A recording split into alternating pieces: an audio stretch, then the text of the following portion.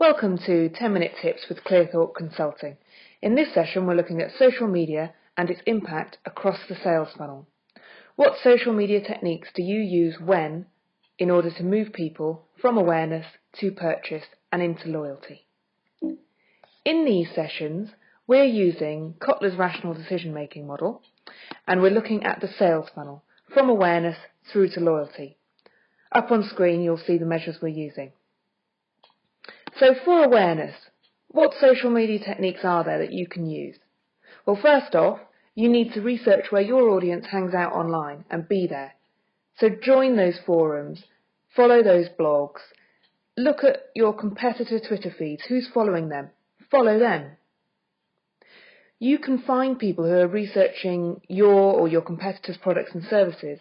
A simple search on Twitter will show you the people who are currently asking the Twitterverse about your products and services, a perfect opportunity for you to drop them a line with a bit more information. You can use social media channels to broadcast your messages, ideally with a link back to some more relevant content. So simply updating your status on LinkedIn, putting a tweet out on Twitter, updating your Facebook fanbook page with a link back to perhaps a blog or an article. You need to make sure that your messages are interesting. You need to tap into people's ability to pass the message on to their network of people to whom they're connected in social media. If it's a really interesting article, they're far more likely to retweet it or share it with their social media friends. So the influence at awareness stage is extremely high. In terms of generating interest, this is about giving them something that they're interested in. So they know who you are, and now they're making the next step in showing some interest. And for this, you need to give a little bit of a way to draw people into your material. Something like a blog, an article, a webcast, just like I'm doing now. Once you've got your idea for content, repurpose it so that it's appropriate for the various social media channels. A blog post, a video, a podcast, a webcast. There are various ways of sharing content through social media channels. So once you have an idea, repurpose your content a few different ways to put it out through the various social media channels. And engage in conversation. It's not just about broadcasting your content, it's about sharing other people's content, it's about commenting on their content, asking intelligent questions or providing intelligent answers. The influence at this interest stage is really high. Social media gives you the opportunity to demonstrate your expertise and give people access to content that you're providing them that they'll find interesting. What can social media do at the evaluation stage? So when a prospect is weighing up you against your competitor? Well, one of the things you can do is use the words of others to validate your offering. On Twitter, for example, you can ask your followers why it is they use your products and services, and this gives you a great 140-character soundbite in their words to use about your products and services. These can be used in brochures, or you can simply retweet them, share them, and point people to them when they're making a decision about your products or services. You can drop people a line with useful content when they're at that evaluation stage. It's fascinating to see how many people will put on Twitter, "I'm currently looking at XYZ, anyone got any information on it?" A perfect opportunity for you to drop them that information. Or if you've been contacted by someone and you find them on a social media website, you can then say, "Hi, here's some information for you," in a really unobtrusive way. I've seen people run excellent Q&As via the social media channels. So perhaps in a group on LinkedIn or on Twitter, one of your chief exec or someone with great information and expertise in your organisation could run a live Q&A where people can test them out and really check out their credentials. And you can put people in touch with existing customers. In my Twitter followers, there are a number of people who've used our services, and if people are interested in finding out more, I'll often put them in touch with one another. So the influence at the evaluation stages is medium. Obviously, your products and services and expertise will need to stand up to scrutiny, but you can certainly make that information available. At the trial stage, perhaps when people have they're putting you on test, they've given you a small project, or they're running a free trial, or they've just bought their first product and they may consider buying some more. There are some really interesting things you can do here. So the first is to put people in touch with existing customers who are loyal customers. So put the newbies in touch with the loyal customers.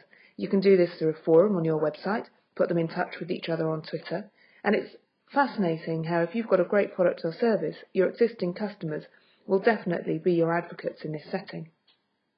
It's an unobtrusive way of asking how people are getting on. We've just started using the Year Ahead service, which gives alerts of events and sponsorship opportunities, and they spotted that one of the team was on their website and just dropped her a line on Twitter to see how she was getting on.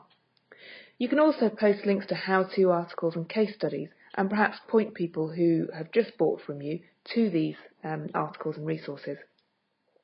I'd say the influence of social media at this stage is low. There is an influence, but obviously this is about them actually trying your product or service, so it's about the quality.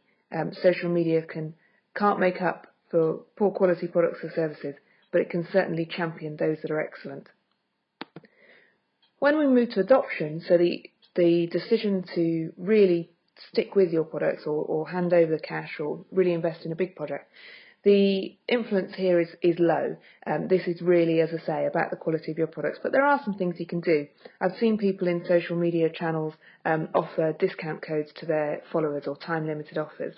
And you can also perhaps follow or hook up in social media outlets with the wider decision makers, which means that when someone's making a decision to buy from you, the people that they might turn to in their organisation would also have heard of you.